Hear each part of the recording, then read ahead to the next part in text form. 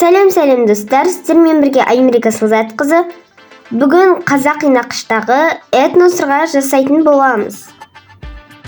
Ол үшін бізге қажетті заттар: 2 коннектор, құлаққа тағатын швензі 2 дана, подвескалар 10 дана, жалғағыш сақиналар, яғни соединительное колечко 12 дана керек.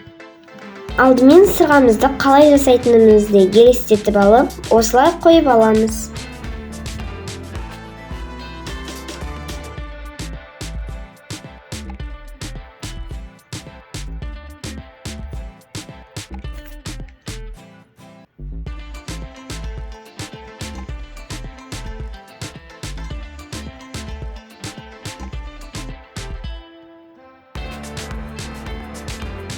Енді коннектор мен құлаққа тағатын швензиді жалғағыш сақиналар арқылы біріктіреміз.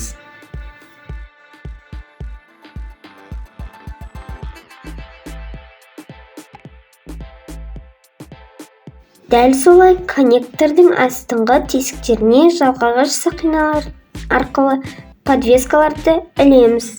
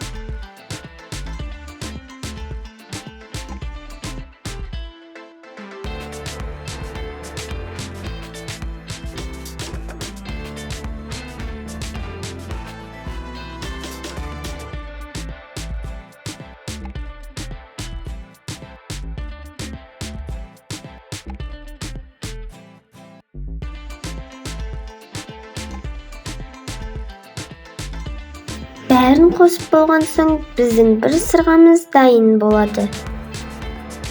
Енді екінші сырғаны да дәл осылай жасап аламыз. Сіздер де жасап көріңіздер. Келесі кездескенше сау болыңыздар.